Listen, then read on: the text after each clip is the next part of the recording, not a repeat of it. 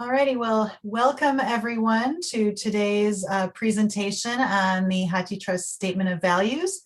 I am Melissa Stewart, Assistant to the Executive Director, and I'm here with Mike Furlough, HathiTrust Executive Director, and Karla Strieb, HathiTrust Program Steering Committee Chair, who are going to be talking about the values.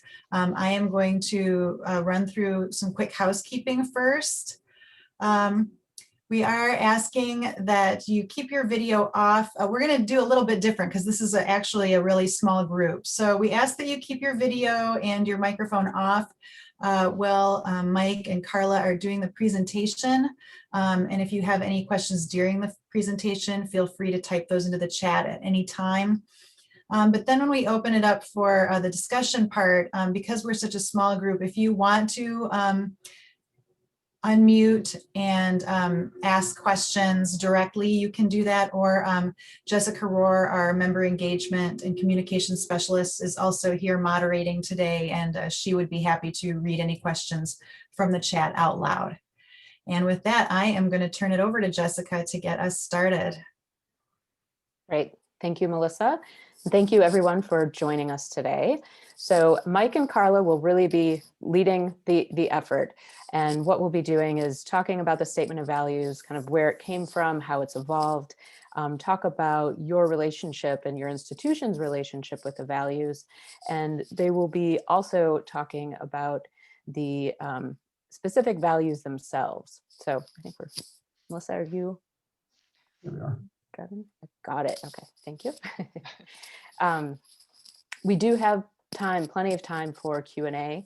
And as Melissa said, you can be asking those out loud at the conclusion of the conversation that Mike and Karla will be having. We have some questions that you can be thinking about as they're having that conversation, and then certainly engage once that part of the presentation is over. Got a quick poll. We always have questions for you, so thank you for entertaining that. Next slide. We want to also remind you that the survey to provide your comment on the Statement of Values is open until March 19th.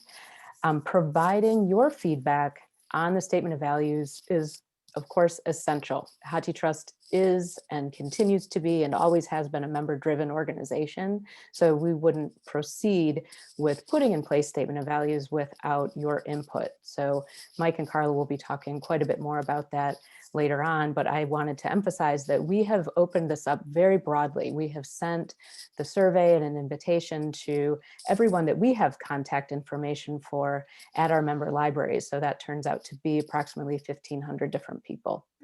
Once we get information back, both through the survey and also kind of anecdotally, and as we hear from folks, we'll be pulling that all together and doing kind of a quantitative and qualitative analysis, and everything that you've shared with us will be considered as we make final revisions on the document.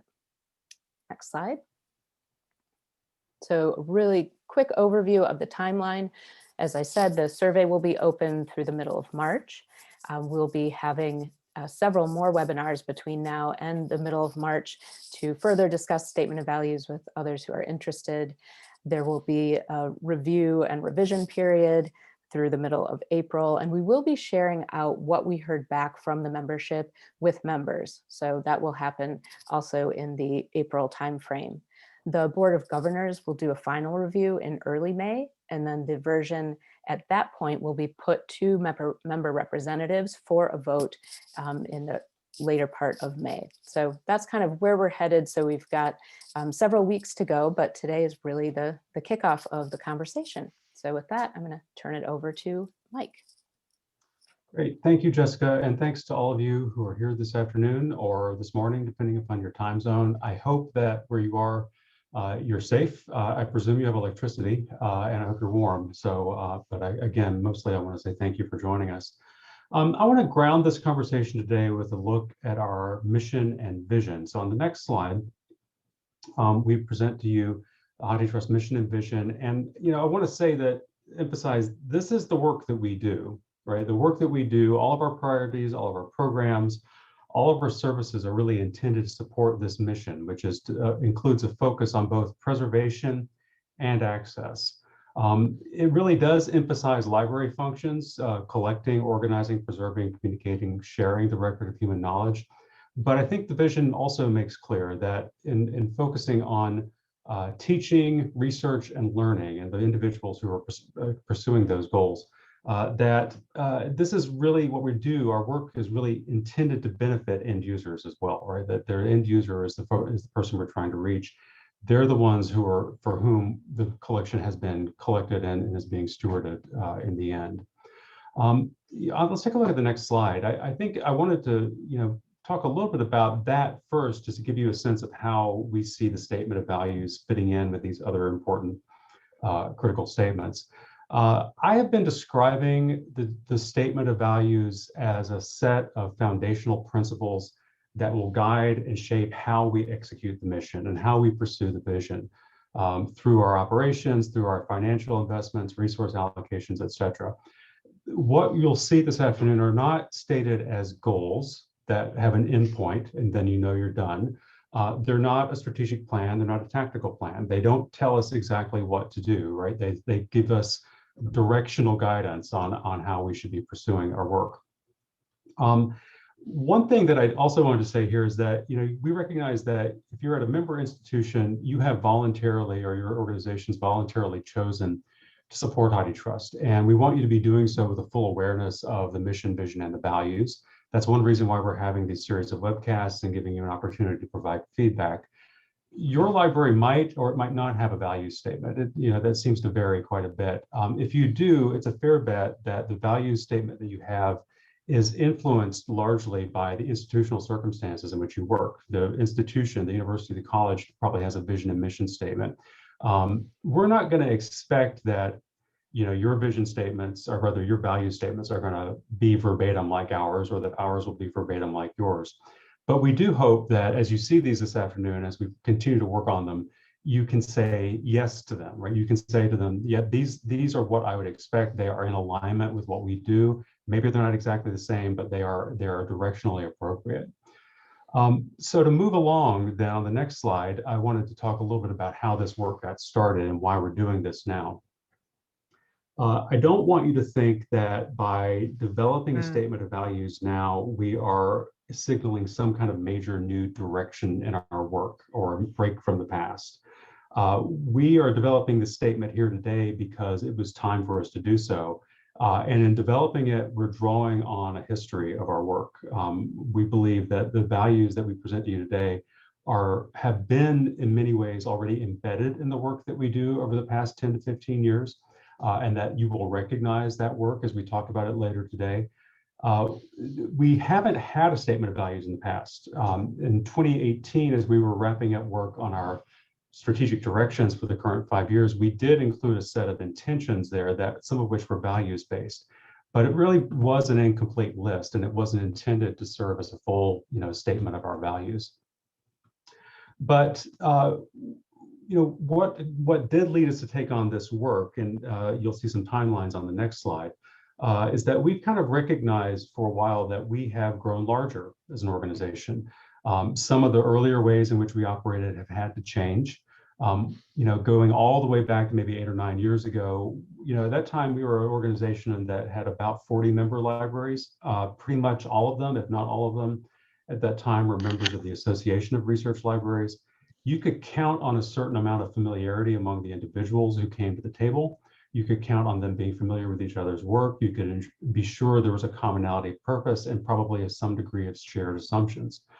But as you get larger, as the organization's grown from 40 to 80 to 100 to now over 170, you really can't rely on those kind of implicit relationships and implicit assumptions. You have to be more deliberate and more explicit in articulating what you're about. And that's what's led us here. And about 18 months ago or so in a Board of Governors meeting, we were talking about the fact that it was time for us to develop a code of conduct.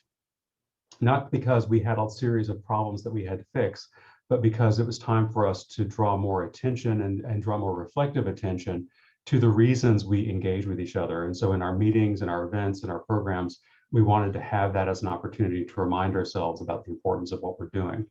But the board recognized too that to have a code of conduct implies that they're going to be grounded in some set of values, and we needed to make those explicit as well. So to get there, the board agreed that they would appoint a group known as the Code of Conduct and Statement of Values Task Force. The next slide has all of the members of that task force who met over the course of the last year to work on this, do this work. They did a fabulous job, and they did significant amount of work in a very short period of time. We appointed them last February, and then this virus came along and kind of interrupted everything, and they didn't really get started till April. And by the end of summer, they developed a code of conduct that we could use in the future. They did that work, and I wanted to kind of give you an update on where we are with both of these processes right now. Today, we're going to talk about the values. We're going to share the values with you. The code of conduct has been drafted, it's been reviewed by the board, and it's in final review by our host institution, the University of Michigan. So we should be able to bring that back out to everybody later this spring. The values work, the Statement of Values Task Force began that work by taking a look at historical documents, looking at our bylaws, looking at strategic plans, looking at previous writings about HathiTrust that we've written ourselves, proposals and that sort of thing. And they kind of distilled out a set of values that they thought were important for us to reference. And they proposed, or rather posed to the board, a set of questions about these values. These were kind of questions about the why and for whom these were important, right? If access is important, for whom is it important? For whom is access intended? And through some conversation with between me and Yolanda Cooper, the board liaison, and Jennifer Venepal, the chair, we kind of realized that the leadership of the HathiTrust organization needed to take a stronger hand in drafting these values. And so the values, we can go to the next slide. The values we're going to share with you this afternoon are really prepared primarily by me with Yolanda Cooper and with input from that task force. The current draft we're going to show you was reviewed by the Board of Governors last October. It is not finished. The wording probably needs some tinkering. Some of the values might need adjustment. Maybe you think some things are missing, but the board felt it was time to bring it to you all for feedback and revision. And then we wanted to have a vote later this spring where the membership could ratify the values. It's kind of the way we want you to be able to say yes to this work. So I'm going to do now a very quick run through of these values, just a quick pass, and then we'll come to some conversation with between Karla and I. I'm not going to dwell on these. You can go to the next slide, Melissa. I'm not going to dwell on each of these very long. I just want to get them on the table, on the screen, and in your mind, so that we can you can have them there as we go into the next piece of the day. So on the first slide, or the very next slide, you'll see two statements. One is about trust, trust being what we see as the paramount value, the basis of everything that we do. And also access to knowledge and open inquiry being another critical value that we place right up at the front of this. On the next slide, we have two other statements. One is about equity, diversity, and inclusion, and its importance in promoting both justice and creating a thriving community that can advance collective knowledge. Secondly, next on there is interdependence, especially interdependence that can build resilience or strength in the ecosystem of libraries, as well as the organization of HathiTrust, to help us face big challenges in the future. And then this next slide, the last two values we want to talk about this afternoon are a respect for constructive, meaningful engagement that allows us to benefit from collective expertise, and an approach to leadership that's both about certainty and setting direction clearly, but also about recognizing where we might fall short, where our weaknesses are, and what we have to learn from. Okay, so I'm going to, in just a second, maybe invite Karla on out here to have a chat here. But on the next slide, we're going to move into this conversation on reflection, or make this a conversation, some reflections on these as we go. Melissa, go ahead and take a look at the next slide here. The questions that I thought might be helpful for you to think about as we have this conversation are here. You may have your own questions and you might want to pose others to us, but we're just suggesting maybe things that we're curious to know is whether or not other values are not represented that you think are important. Do you believe these are in alignment with your library's values? Do they seem to be in conflict? How you think we can be accountable for these, and how you can support us in this work. and being accountable for these. So Karla, let's take a look at the next slide. We've got on this slide just a quick list of the 6 values. I want to invite now Karla to join us. Karla is the Associate Dean for Content and Access at Ohio State University Libraries. She's also a member of our Board of Governors, and she's the chair of our Program Steering Committee. And Karla, I definitely appreciate you being here this afternoon. I thought it might be helpful maybe if you talk a little bit about your role and the Program Steering Committee's role and how this work is important to the work that you all do. Sure. And thank you so much for giving me the opportunity to participate today. Just generally, it's both a tremendous privilege and always fascinating to be able to participate in the Program Steering Committee and do really important work for HathiTrust. The Program Steering Committee, just a little bit about it, it's a group that doesn't have many, if really any, parallels in other membership organizations.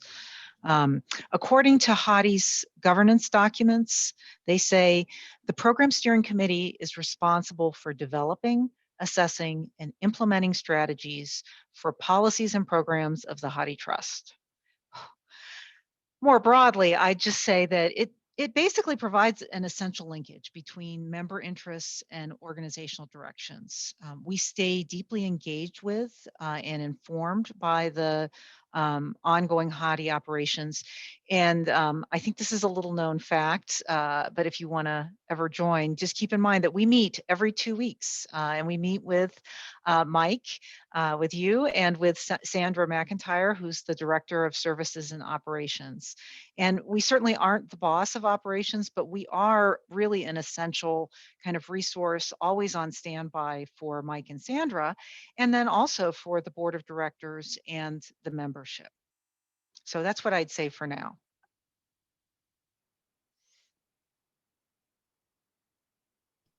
Sorry, I muted while the snowplow went by, but I'm back now. Thank you, Karla, for that. I appreciate it. Why don't we start taking a look at these individually now and talk a little bit about each value in turn. We start off here with trust, and the statement reads that trust is paramount. It's the basis of the preservation and stewardship mission that we undertake on behalf of the community, and that we build trust, or at least we attempt to build trust. We should be building trust through the transparency of our work and accountability for what we do. What I would say here is that the reason we start with this is it very much goes to the history, the origin, and the basis of HathiTrust, right? It's not just that it's in the name, but it relates to the fact that when we were beginning, there were libraries who were saying who is to be entrusted with large-scale preservation of this mass digitization effort that was beginning in the early part of this century. And the answer was clearly libraries, that libraries needed to be responsible for that. They were the ones who historically had that trust in the community. But it's more than just, that. It's about HathiTrust here having, organizationally, we want to make sure that if you're going to be voluntarily associating with us and investing in the work we do, that it's very important. What's critical to that is that you trust us in the work that we do, right? That you trust us to help make good decisions, that we're going to consult you, that we're going to be clear about these, and that the preservation infrastructure and the access infrastructure we have is going to be stable and there for you when you need it. So there are multiple dimensions to this. I think you could see it in a lot of different elements in our work. But Karla, I wanted to ask you now, as a representative of one of our members, does what I say ring true for you? How is trust important to you as a member of HathiTrust? Yeah, and that you mentioned earlier that when I'm not the chair of the Program Steering Committee, I'm the Associate Dean for Content and Access at the Ohio State University Library. So this is my job too, to really be engaged with how we're addressing these challenges. And at Ohio State, we are one of the members that's entrusting substantial digital content to HathiTrust. We don't really can't have copies locally. It's just too much for us. But when we think about what we're looking for and what the trust is about, we're not just seeking to make our digital content safe for some unknown future user. A lot of research has shown that to make content sustainably safe, it has to be useful to people right now, every day. And so for us, I think as members, it's important that Hathi isn't just a vault that we're supposed to trust passively.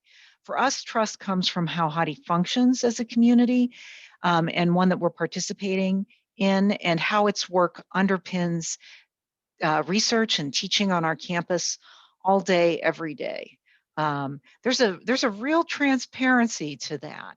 And to me, it's important that that HathiTrust is a community where we practice substantial co-investments from all the members, and that Hathi's really invested in creating structures, and like what we're talking about with the statement of values, the webinar we're having today.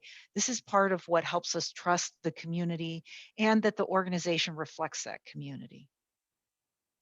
So let's look at the next one. I'm going to take the lead on this, which is going to be access to knowledge and open inquiry. I'm waiting for the slide to change. Uh-oh, we're stuck. There we go. So, oh, no, wait, we jumped. There we go. So access to knowledge and open inquiry is really key to what HathiTrust does. HathiTrust exists to provide access to the information it stewards. So Mike mentioned the vision statement that acknowledges that HathiTrust will be a vital catalyst for emerging forms of research, teaching, and learning that engage the scholarly and cultural record. So I think it's just so important that the core philosophy is preservation and access. So from its founding, HathiTrust has sought, and I'm going to say this really carefully, HathiTrust has sought to pursue the broadest possible access. So I do think that this reflects the mission of HathiTrust members as we come together as a co-investing community, but also the way in which we as part of the library community don't just serve our immediate user constituencies, but also the broader democratic project. And so a big part of that is making public domain materials available for reading by any user worldwide. So I will note though, Mike, that I said broadest possible access. I said that very carefully.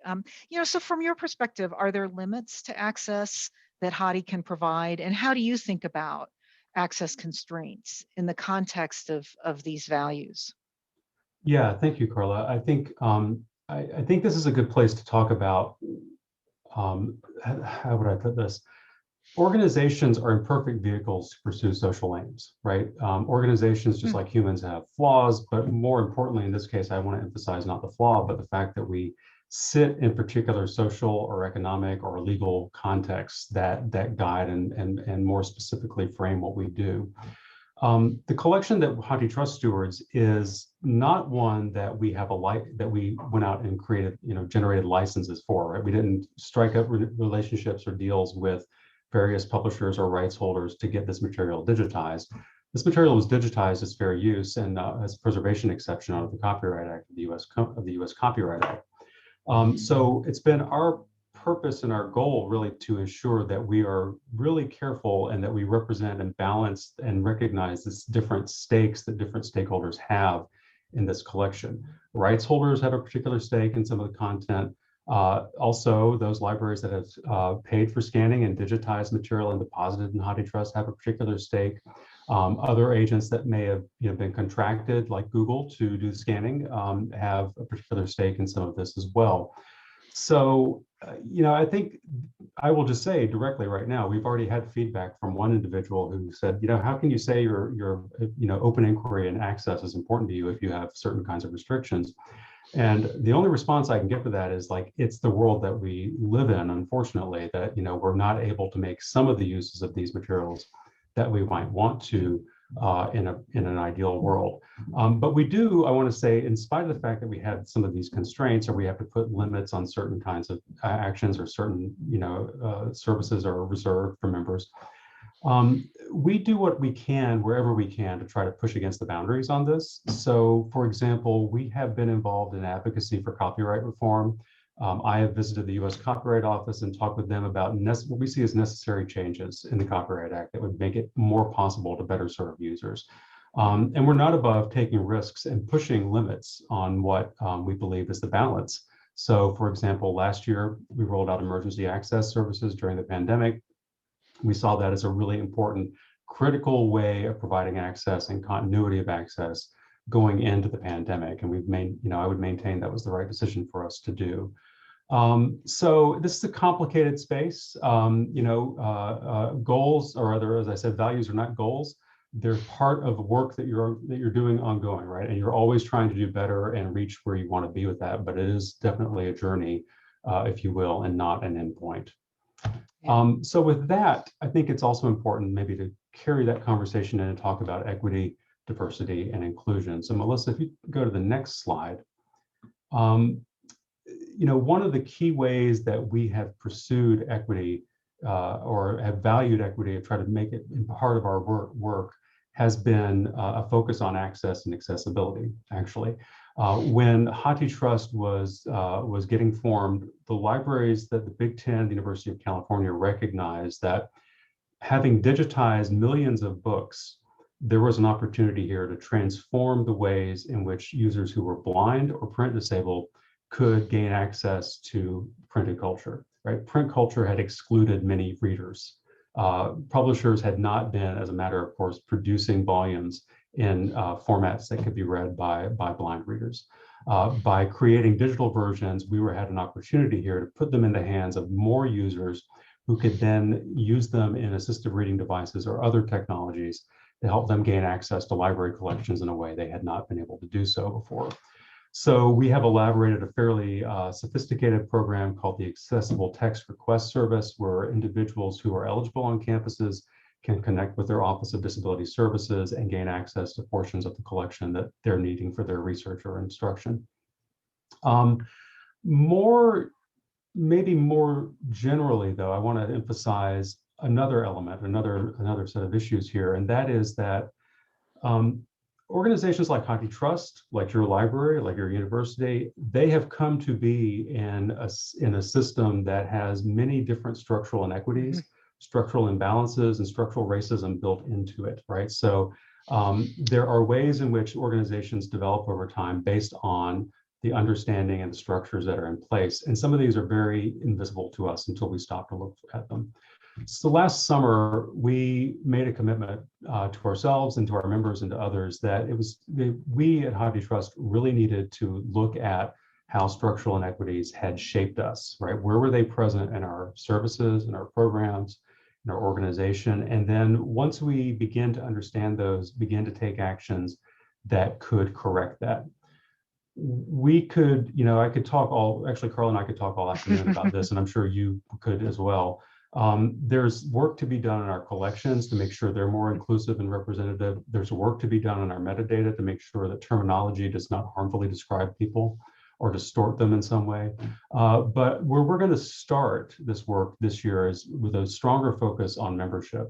To the degree that certain services and access is tied to membership, how can we make sure that membership in HathiTrust is a more inclusive thing? Like lost my noun there. How can we make sure that membership is more inclusive? How can we strike partnerships, or how can we understand the needs of communities that have not historically been a part of HathiTrust? So for example, out of 170 plus members, only 6 HBCUs are members of HathiTrust. That to me is a glaring gap, and we need to look at why that is, understand why that is, work with them to understand that, and try to mitigate that going forward. Karla, I want to turn to you now, because I think the statement we made last year about committing to this work is one that I think many libraries, similar to one many libraries have made. And I know that I have felt that working on this in HathiTrust in an organization that kind of sits between libraries is really different from how I would approach it if I were actually leading a library. And I'm wondering if you could talk a little bit about how this plays out at Ohio State and how you think about HathiTrust in this context. Yeah, and boy, Mike, I'm really glad to have a chance to talk about this. Even though I don't get much time, this value is really a place where we at Ohio State need HathiTrust to be in alignment with our organization's values. You talked about, value alignment right at the beginning of this session. And boy, this is a place where that's really important to us as a member, not just because alignment's good, but because we really need HathiTrust to be enabling and magnifying the work that we're able to do locally. And I think, the commitment to look at membership really, that's part of what we need from Hati, is to build the community that we're participating in. Because as a community, we have a lot to own up to. We have a lot to learn, and then we have a lot to do to make change happen. And so at Ohio State, like so many other HathiTrust members, we're really committed to doing better. But we need help from every direction, we can get it from. Just to give a specific example, at Ohio State, of course, we have several fronts on which we're taking action locally, but one that really came to mind as intersecting strongly with HathiTrust is an initiative that we call Advancing Social Justice Through University Library Collections. And we're looking at intentionally, not just at what we add to our collections, but we're really trying to look at all aspects of the work that we do for and with our collections. So obviously there's a tremendous amount of potential overlap and synergy around things like growing the digital corpus and looking at what we contribute to the digital corpus, and that aligns with HathiTrust trying to kind of redevelop our strategies and thinking around building the corpus, but also things like tackling the metadata issues locally that make existing cultural resources and silenced voices difficult to find. There's another area that we can magnify and benefit from work within the community led by HathiTrust.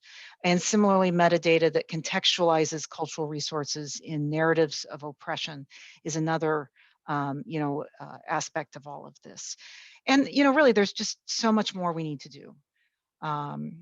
So I think that we can make a lot more progress by working together. And I think that we can have a bigger impact by really consciously building out our community in ways that also enable us to pursue and live this value here. So I think this is just a really important one for HathiTrust. But trying to keep time for questions and answers for other folks. Questions from other folks and answers hopefully from us. I want to move to, Melissa, the next slide, which addresses our value statement around interdependence and how that builds resilience. And so this is another one, Mike, that I just thank you for letting me start here, because I feel really passionate about it. And I really genuinely believe that interdependence is essential to growing the impact of our work in the present and building resilience or building sustainability for our work into the future. And I think, actually, I really like the term interdependence, because I think it's a key part of the HathiTrust concept of community and codependence. From my perspective, Ohio State's part of, among other things, the Big Ten. And that's an organization that has a history of cooperation that goes well back into the 20th century. And in fact, HathiTrust grew out of that history of collaboration in the Big Ten, plus some other, really successful collaborations in our library community. And HathiTrust was formed with a goal to collectively confront and solve even bigger challenges than we could address at our scale. So I think that Hati is so successful and is still attracting a host of new members because it's not just about cooperation. By engaging collaborative investment at scale, we are really creating a compelling opportunity. But at the same time, this is like a virtuous cycle, and it creates true interdependence that creates true co-investment, it creates true community, it creates true resilience going forward. And so we talked earlier about the joint creation of the HathiTrust digital collection, but I think shared print's another great example of how that interdependence just continues to open up new spaces for impact. And shared print's one of our more recent examples, where we've been working in Hati to build a robust ecosystem where different collections can be managed more effectively. We can really change our decision making as members and as a community based on the commitments made by other members of our community and other libraries, all kind of glued together and supported by the work of HathiTrust. So Mike, could you maybe from your standpoint as the executive director, talk about what resilience and interdependence, what does that look like from where you are? Yeah, good. Thank you. I don't know how much more I would have to add to this, except that I want to maybe cite one example. And I'm going to lean on this example a couple more times this afternoon, but I want to talk about the emergency access service that we launched last spring. Because, for the longest time, we have a collection of 17 million volumes. About 60% of that is in copyright. For the longest time, that in copyright stuff was available in very specific ways, for print disabled uses, for research analytics as well, but not for general reading. And yet, the existence of that corpus and the work that we had done to kind of build infrastructure that helped us understand holdings of libraries allowed us very quickly to ensure continuity of service, or at least continuity of access to collections in many of your libraries. And I think, to me, that is a good example of resilience, right? There is this work here that was done by, the largest libraries in the country that scanned large numbers of volumes and put them in this repository. And then last spring, we were able to make them available to a much wider number of institutions because of that work. And it was really a moment for me where I saw how that kind of interdependence and that kind of relationship can really pay off at a critical and unprecedented moment. Unfortunately, I believe we have more critical and unprecedented moments ahead of us in the coming decade or decades. This pandemic is creating serious economic situations that is going to be causing more problems for higher education. There are some serious threats in higher education right now that circulate around the economies, or the economy of higher ed. And I think collective investments like what we see now, or what HathiTrust has been, will be more important going on in the future, right? That if we're going to be really having to tighten belts in some places, in some institutions, they're going to need to remission themselves possibly, then we really need to be thinking critically about how we can provide and continue to provide the kind of access that people have been used to receiving in the past. So Melissa, I want to go on to the next value now. On the next slide, we'll talk about constructive and meaningful engagement. For me, this is really, all of these are important, but this is another one where I think it's very clear how this is embedded in our DNA and how it was present at the beginning. I mentioned before the code of conduct. The code of conduct is intended to help us reflect and be aware of expectations when we come together to work on HathiTrust issues together. But at the beginning, this working together at the beginning was critical to HathiTrust, right? That at the beginning, Indiana University and the University of Michigan both said, we'll take the lead on developing the systems, but University of California and other Big Ten libraries were right there at the table, making key decisions, shaping priorities, making feature recommendations for the services that were yet to be developed. It was really a collaborative enterprise. It was one that where different people with different expertise came together and moved very quickly to create an organization that is HathiTrust and the infrastructure. So, I want to say that I think this consultative, informative impulse remains important for us going forward. It's part of the way that we ensure that we're meeting you where you need us to be, that we are building the trust that we hope you have in us. And I think the biggest challenge I think we face here as the organization gets larger is that it's harder and harder to get all the voices at the table all the time. And I don't really have a good solution for that, but I just want to comment. I think that is definitely a challenge for a membership organization of this size. Karla, maybe I could turn to you now and ask you to talk about Program Steering Committee. It's one of the ways we've engaged with our members and hear from them. Can you talk about how, actually what I want to ask you is this, you've worked for membership organizations and you engage with other membership organizations in your day job. How is this different for HathiTrust from your perspective? Is it in degree, is it in nature, or what? Yeah, and so thanks. This is a really interesting question, and I'm like, wow. So engagement is something that from my seat on the program steering committee, I can see that HathiTrust is really working right now to think very hard about this.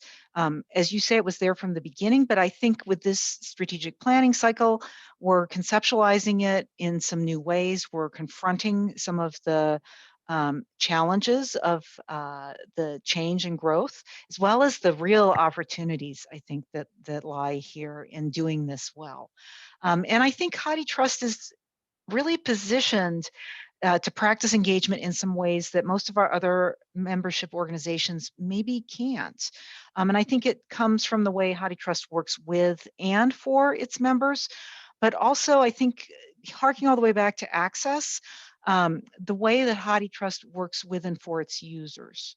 And that our access values mean that we don't just envision the organization as being about engaging people inside member libraries or the constituents of member libraries. We do view this somewhat more broadly.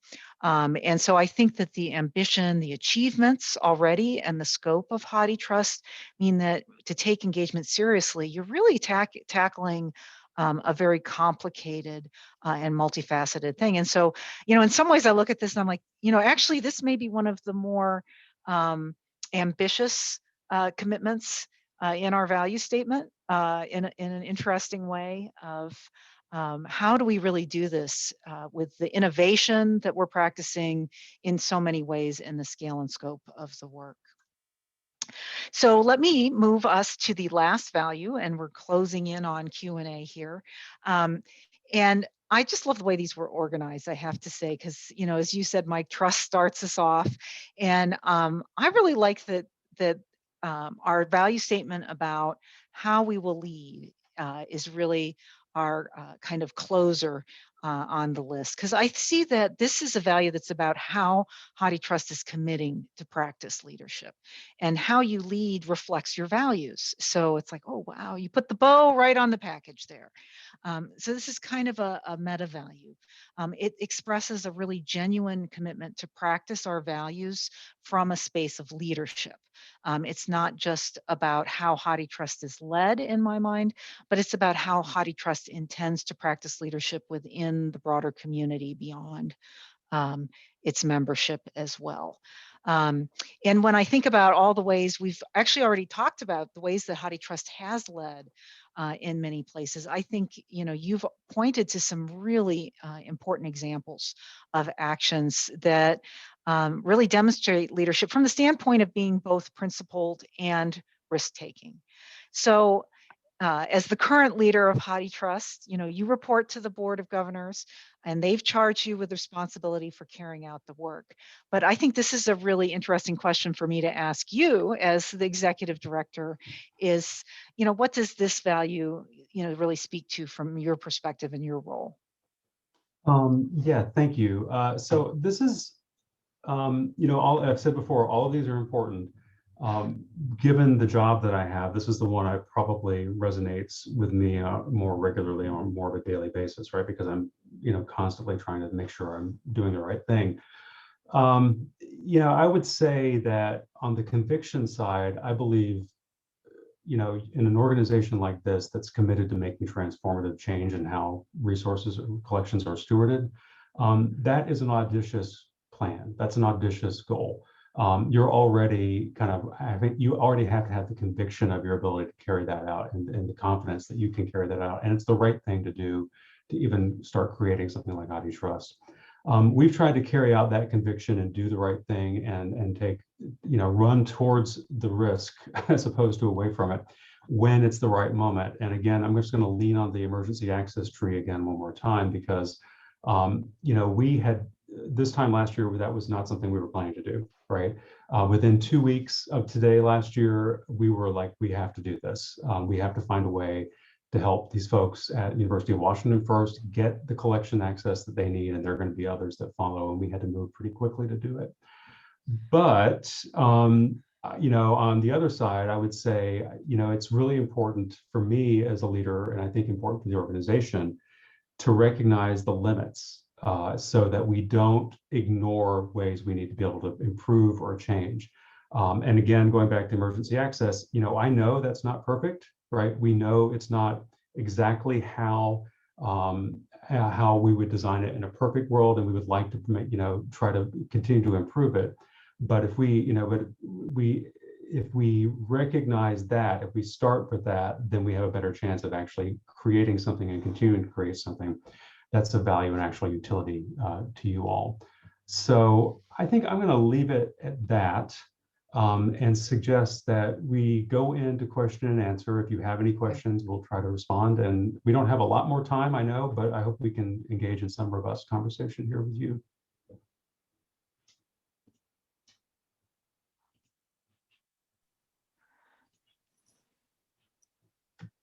And I think the Jessica, idea you're is handling that, this, right? yeah, I mean, I was just going to say if, folks are welcome to put questions in the chat, but you're also welcome to pop on screen, turn on your mic, ask Karla, Mike, any of us, any questions that you might have too. We're a nice small group.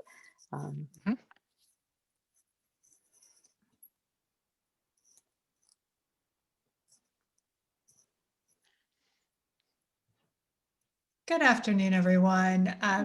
Thank you so much for doing this. I'm Miranda Bennett. I'm Associate Dean for Collections at the University of South Carolina. I think this is so important. I think it's really in line with larger trends that I'm seeing among libraries.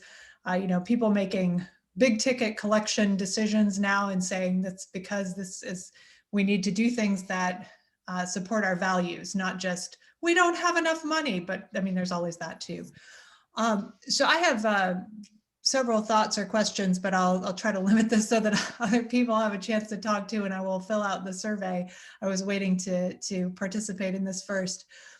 So one thing that comes to mind is just the idea. I mean, I think the concept of HathiTrust as a member organization is very interesting. Looking at something like engagement, that's something that like ALA talks a lot about, member engagement, but that's because individuals are joining ALA. And what member engagement looks like for an organization that libraries join, I think is a really interesting question. But throughout these value statements, I noticed that in some cases the word we is used, in some cases it's HathiTrust.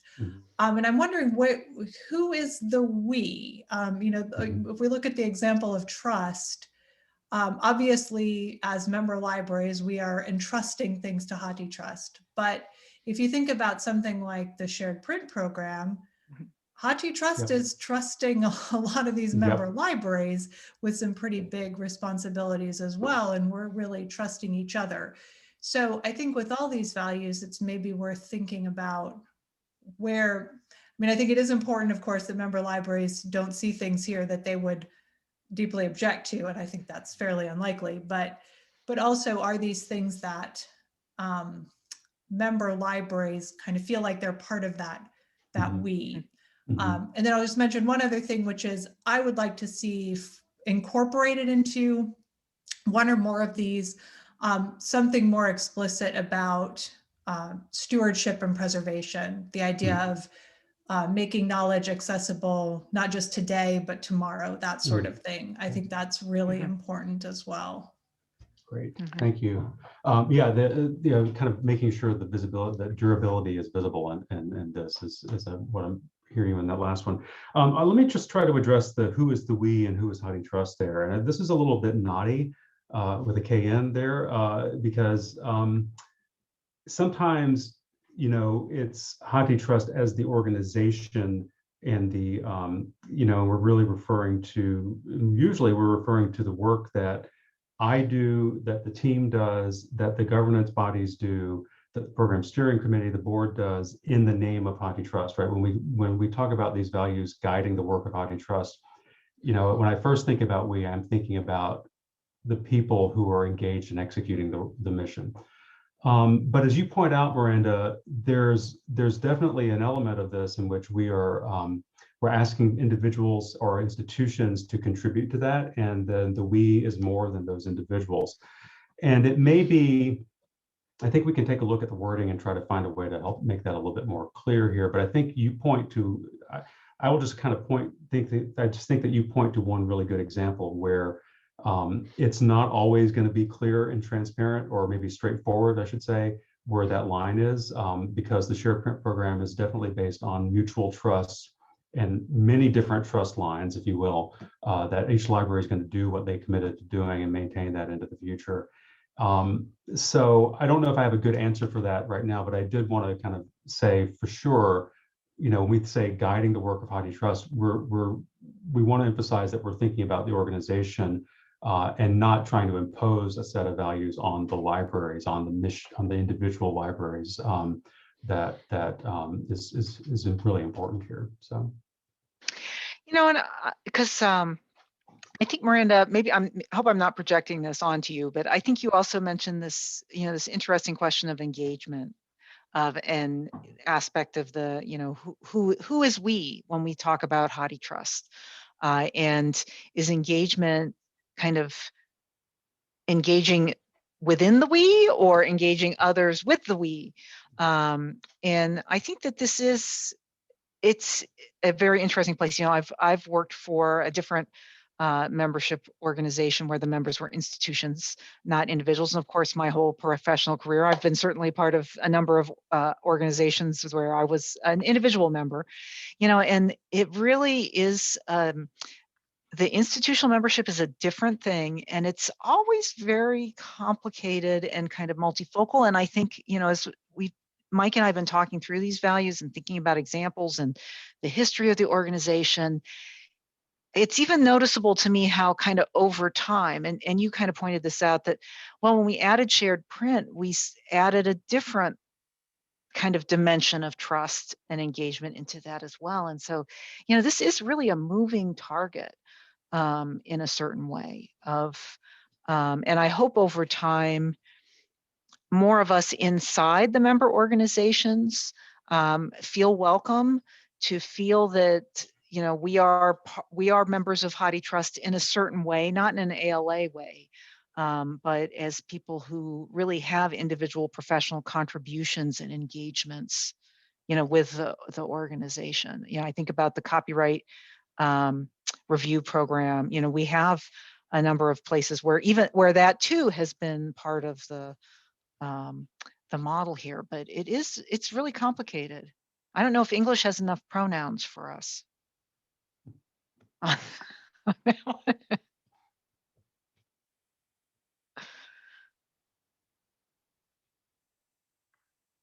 What else did people notice? Maybe you don't have to have an earth-shaking input, but just what stood out? I'd be interested to hear.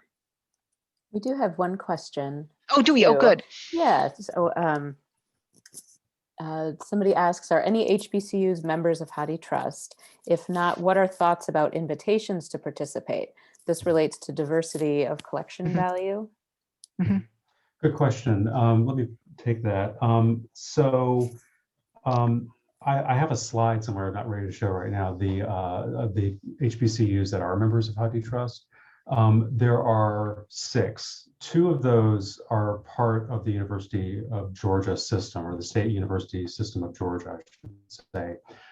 And another is of Florida. Then there's Xavier University, there's Howard University, and then, or maybe I'm miscounting. But yeah, anyway, I think there's Howard, like 3, I think, that are with yeah. Georgia, maybe. And yeah, that's right. There's 3. So Howard just joined recently. A couple of things about this. One, until last fall, we had requirements for technical requirements for authentication that were high hurdles for some institutions to meet. And over time, we ran up against that again and again. Last summer, we joined something called the Open Athens Federation, which is a more kind of a streamlined approach to authentication, one that's more of a service that people can sign on to. And by just enabling that, we were able to get several of the HBCUs access to the collection in a way we hadn't before. And we just kind of recognized, okay, we're putting technical barriers here. What can we do and what else can we do? And that's led us to this conversation about, understanding why folks are not here, as opposed to, why aren't you just, saying, not saying, why don't you join us, but saying, what would help you? And we've had a few conversations through another project that we're engaged in, and talking with the members of the HBCU Library Alliance and individuals there. And one of the things they have really reminded us of is, we should not assume that just because we're HathiTrust, we are the be all and end all, right? We should not walk into a room and say, hey, guess what? We just made it easier for you to join, so sign on up, right? It's really about building relationships with communities, especially if we don't have a long history with them, and understanding whether or how and in what ways we can meet institutions in their communities where they are, as opposed to being this thing and then inviting you to come to that. So that's going to be a process that we're trying to get started later this year in crafting a more coherent and direct membership strategy that really approaches an understanding of why institutions would join or why they may not have joined, and then trying to make sure we're doing what we need to do to limit those barriers or make it more possible and provide services that would meet those institutions. So I don't know if that helps answer your question. Yes, I have a follow-up question. Yeah. Yes. And and I wasn't complaining. It was totally just like a No. librarian FYI. Sure. I totally get it. So I'm curious about if you want to speak to it more, otherwise I know that time is clicking, but I'm interested in what other, I don't know, just if I'm so glad to hear that there's you've already are engaged in conversations with that consortium of colleges.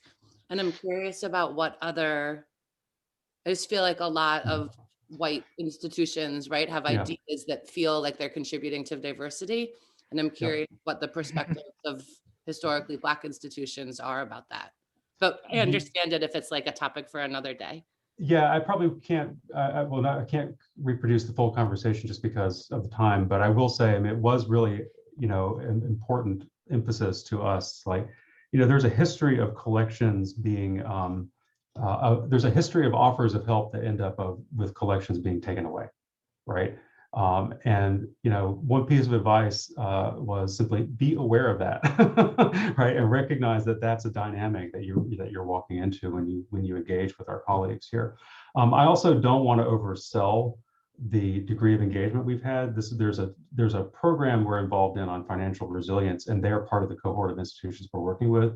So we've had conversations with them there, but we haven't been able to dive fully into some of the issues that we are talking about today. But already it's been helpful to have that degree of conversation. So Jessica, I know that we're at the top of the hour, so you had one more thing you want to do? Yeah. I think that we should jump real quickly to our Zoom poll question. Just get that out there so that if you had to cast a vote tomorrow on the current statement of values, whether to adopt them, how would you vote? It's to anyone playing along.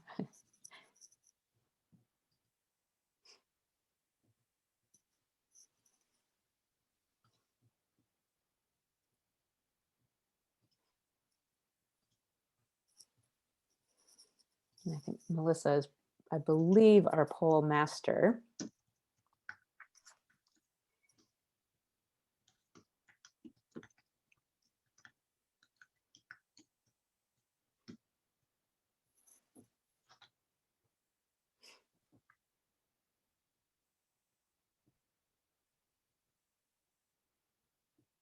I will also note while you're finishing up the poll that we do have a couple more webinar dates scheduled, one next week, February 23rd from 4 to 5, and again on Wednesday, March 17th from 1 to 2.